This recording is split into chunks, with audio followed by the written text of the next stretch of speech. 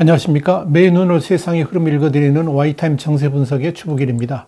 미국이 이 한국의 인권 문제를 전면적으로 거론하고 나서서 이 문제가 앞으로 이 한미 관계를 좌우할 수 있는 핵심 이슈로 떠올랐습니다. 미국 국무부는 이달 중에 공식 발표할 2020년 국가별 연례 인권 보고서의 한국편에서 인권 문제를 포함해 가지고 표현의 자유 제약 등에 대해서 구체적으로 문제점을 제기하면서 사실상 이 한국의 문재인 정부를 질타하고 나서서 그 배경이 주목되고 있습니다. 미국은 이 대외원조법에 따라서 국무부가 매년 모든 유엔 회원국의 전년도 인권 상황을 의회에 보고해야 되고요. 연방정부는 외교라든지 무역 정책을 펼칠 때 이 내용을 고려하도록 되어 있습니다. 그래서 이 보고서에서 언급되는 내용은 미국의 외교 정책에 상당한 영향을 미치게 됩니다. 1차적으로 언론들에 의해서 공개된 한국편 보고서는 36쪽인데요. 전반적인 내용이 지난해하고는 완전히 달라졌습니다. 지난해 발표했던 2020년 국가별 연례 인권 보고서의 한국편도 36쪽이었는데 한글판이 그렇습니다. 여기는 시민의 자유와 존중이라든지 부패 및 정부의 투명성 결여 이런 것들로 해가지고 7개 장으로 나눠서 서술을 했는데 대체로 내용이 평이했었고 부패 관련 내용도 조국 전 법무장관이 기소됐다 뭐 이런 식의 사건 나열식이어서 사실 동맹국에 대한 예의를 지키면서 적당히 서술하는 선에서 마무리했다라고 볼 수가 있을 겁니다. 그런데 올해 이 바이든 정부가 들어서면서 인권 보고서의 서술 자체가 확연하게 달라진 겁니다. 이미 우리 신문은 미국 바이든 정부의 동맹국 관리 방향이 전면 전환될 것임을 예고를 해드린 바 있죠. 앞으로 한미동맹 사이에 간격이 있으면, 그러니까 이견이 있으면 과거같이 적당히 덮어주면서 내부적으로만 논쟁하는 것이 아니고 아예 대외적으로 그대로 공개를 하면서 한국 정부를 윽박지르겠다는 전략이 세워졌다라고 말씀드린 적이 있습니다. 그러면서 한국 정부도 상당히 긴장해야 될 것으로 보인다. 우방이라고 적당히 넘어가지는 않을 것임을 보여주기 때문이다. 갈등이 있으면 적당히 덮으면서 때를 기다리는 것이 아니라 아예 있는 그대로 드러내면서 문제점을 해결해 나가는 방식으로 미국이 변화하고 있다라고 지적을 한 바 있습니다. 이 앞선 이 정세 분석에서 그 말씀을 해드렸었고요. 유튜브 동영상은 734회차에 자세히 나와 있습니다. 이 지적 그대로 지금 미국의 외교 스타일이 트럼프 정부 때하고는 완전히 달라졌다는 것을 이번 미국 국무부의 인권 보고서에서 그대로 드러나고 있다. 이렇게 말씀드릴 수가 있습니다. 자, 그렇다면 미국 국무부 인권 보고서에서는 우리 한국에 대해서 무슨 문제를 지적했는가 살펴보죠. 첫 번째는 이번 미 국무부의 인권 보고서에서 확연하게 눈에 띄는 건데요. 바로 표현의 자유 제약 문제입니다. 이걸 중요한 인권 문제로 언급했다는 사실, 눈여겨봐야 됩니다. 보고서는 통일부가 지난해 7월 탈북단체인 자유북한운동연합하고 큰샘의 설립 허가를 취소한 사실을 거론하면서 일부 인권활동가들은 정부가 북한에 초점을 맞추고 있는 특정 NGO를 활동을 못하도록 이렇게 제한했다. 이렇게 말을 한 겁니다. 그러면서 이건 표현의 자유 침해 사례다. 이렇게 언급을 한 겁니다. 통일부는 당시 이 단체들의 대북전단 살포 행위가 법인 설립 허가 취소 사유에 해당된다는 이유를 들어서 이들 단체들 활동을 중단시켰죠. 보고서는 이어서 이 북한 인권 관련 단체 25곳이 통일부의 감사를 받았고 탈북 단체들은 대북전단 금지법이 비정부 기구의 자유를 통일부가 제한하고 있다는 주장을 내놓고 있다라고 전했습니다. 여기에 대해서 통일부는 판문점 선언과 국민의 안전을 위한 조치라고 밝히고 있다. 이런 것도 함께 기술을 해줬습니다. 또 언론의 자유 문제도 크게 기술이 됐는데요. 이 언론의 자유, 이 조국 전 법무부 장관에 대한 명예훼손 혐의로 1심에서 징역 8개월을 선고받고 법정 구속됐던 언론인 우종창 씨의 사례를 언급하면서 국경 없는 기자회가 명예훼손을 징역형으로 처벌할 수 있는 사법 체계는 이 국제 기준에 합치하지 않는다라고 언급을 했다. 그러면서 언론인이 대통령 참모에 대한 명예훼손으로 징역형을 선고받은 데 대해 우려를 표명했다라고 기술했습니다. 또한 이 고영주 전 방송문화진흥회 이사장이 문재인 대통령을 공산주의자라고 주장했다가 명예훼손으로 1심 무죄, 2심 유죄 선고를 받는 데 대해서도 보수 NGO들은 무죄 선고 파기는 정치적 결정이고 법의 취지에 어긋난다라고 비판했다. 이렇게 정리를 했습니다.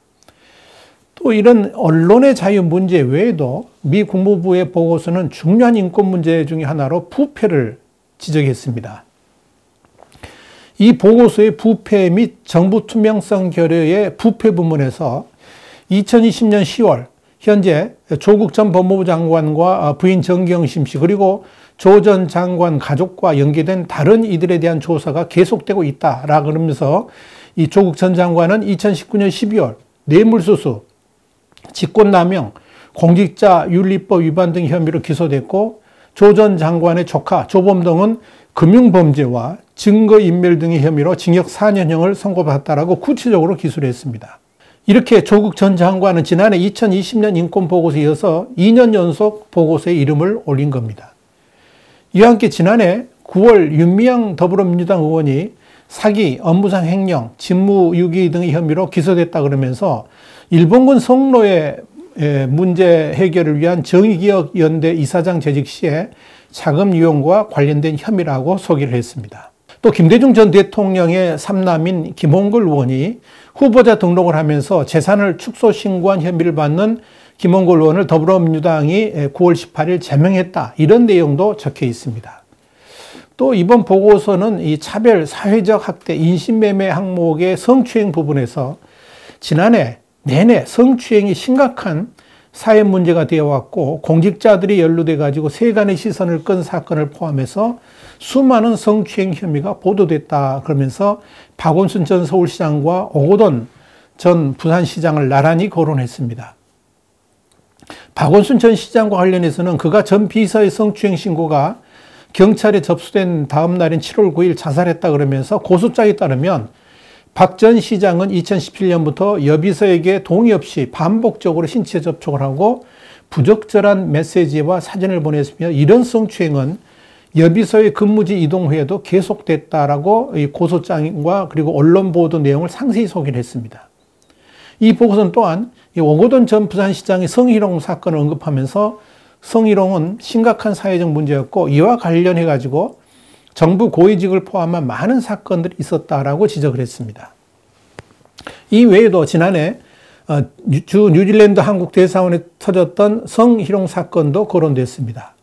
보고서는 여성단체들은 처벌이 사안의 심각성에 비례하지 않는다 그러면서 솜방망이 처벌의 문제점이 제기됐다라고 지적을 했습니다.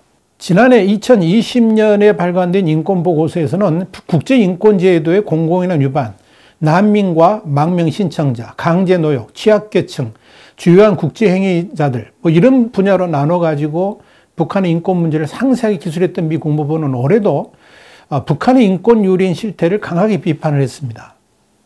미 국무부는 보고서를 통해서 이 북한이 다양한 인권 문제를 지니고 있다 그러면서 북한에서 벌어지는 불법 또는 자의적 살해와 강제 실종, 고문, 임의적 구금, 정치범 수용소, 비독립적인 사법부, 사생활 침해, 강제노동 같은 23개 사항에 대한 인권 유린 실태를 아주 적나라하게 지적을 했습니다.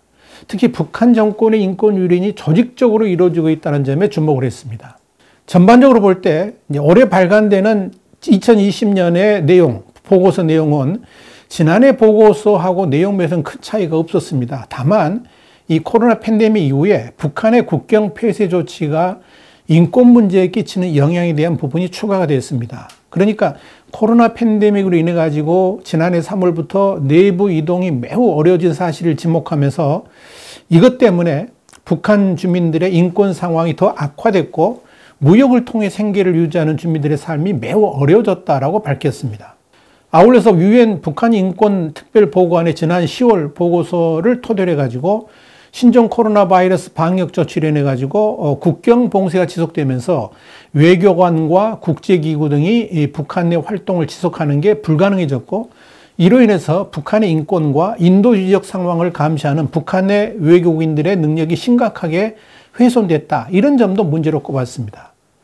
보고서는 특히 북한이 1949년부터 김씨 일가가 이끌어온 권위주의 국가라 그러면서 가장 최근에 열린 선거는 2019년 3월이었지만 자유롭지 않았고 공정하지도 않았다라고 밝혔습니다. 아울러 북한 당국이 보위기관에 대한 효과적인 통제를 유지하고 있다 그러면서 각 보위기관들 사이에 조직적이고 의도적인 권한과 책임 중복 현상이 존재한다라고 전했습니다. 이를 통해서 하위 기관들의 권력 강화 가능성을 방지하고 이들 사이에 견제와 균형이 유지되도록 하고 있다라고 썼습니다. 그 밖에 보고서는 구체적인 인권 유린 사항에 대해서도 설명을 했습니다. 예를 들면 북한 정권 혹은 요원들이 자의적이고 불법적인 살인을 저질렀다는 보고가 있으며 정부 차원의 수사 장치는 마련되어 있지 않다라고 지적을 했습니다. 또 일반 주민들의 경우에 국경을 넘다가 붙잡힐 경우에 현장에서 사살되거나 공개적으로 처형되고 정치범 수용소의 간수들은 탈출을 시도하는 수용자를 사살하는 명령을 받는다. 이런 내용도 담겨 있습니다. 아울러 한국에 정착한 탈북민이 중국 국경 지역을 방문했다가 북한에 의해 납치되는 사례, 그리고 납북된 한국 국군 포로, 일본인 납북자 문제 등도 거론했습니다. 보고서는 한국 비정부 기구들의 자료를 인용해가지고 한국 전쟁 이후에 2만 명의 민간인이 북한에 의해 납치됐고 이 중 일부는 사망했다라고 전했습니다.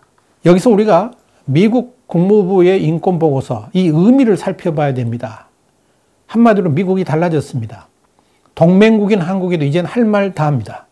특히 전 세계에 공개되면서 이 미국의 외교 정책에 막강한 영향력을 끼치는 인권보고서에서 한국 정부의 문제점들을 조목조목 지적했다는 것은 미국 정부가 한국의 인권 문제에도 자시하지 않겠다는 의지로 읽혀집니다.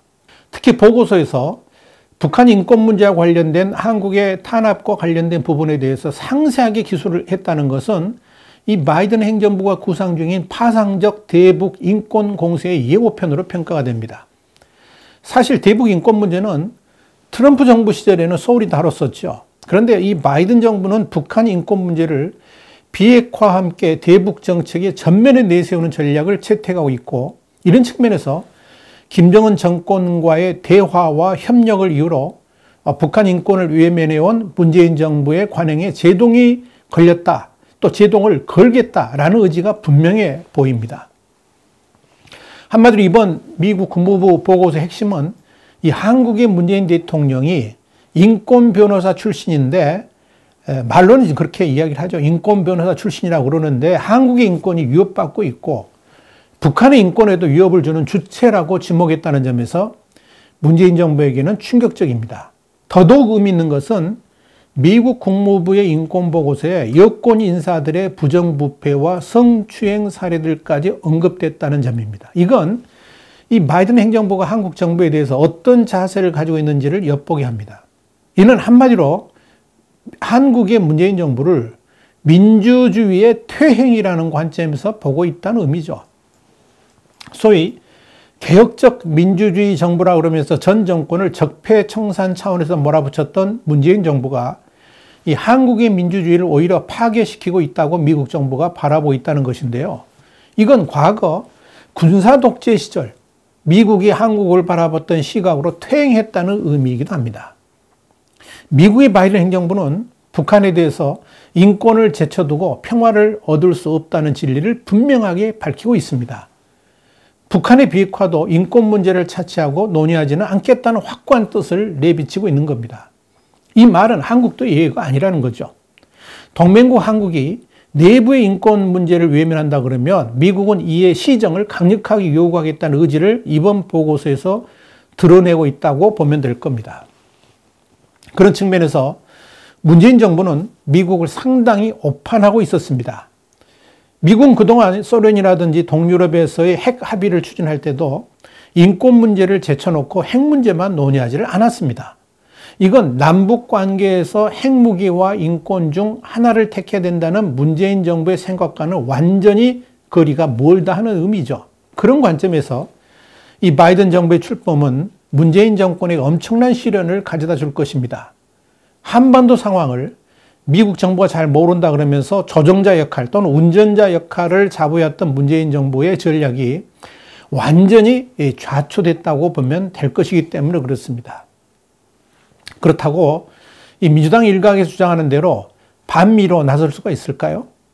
답은 절대 불가합니다. 절대 불가합니다. 문재인 정부가 반미를 표명하는 순간에 그동안에 문재인 정부가 저질러왔던 대북 제재 위반 등의 문제가 한꺼번에 터질 수도 있기 때문에 그렇습니다. 그러면 가는 거죠. 끝나는 겁니다. 자, 이런 측면에서 이번 미국 국무부의 인권 보고서에 대해서 문재인 정부 어떻게 반응할지 두고 볼 일입니다. 계속해서 우리 와이타임스가 주시하고 있겠습니다. 와이타임스 정세 분석이었습니다. 다음 시간에 다시 뵙겠습니다. 감사합니다.